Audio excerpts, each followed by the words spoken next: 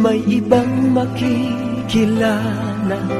At sa unang pagkikita, may tunay na pag-ibig na madarama.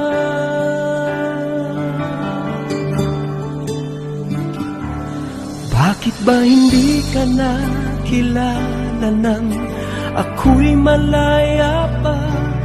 At hindi ngayon ang puso ko'y may kapiling na?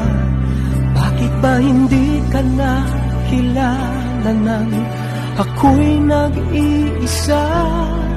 Sino ang iibigin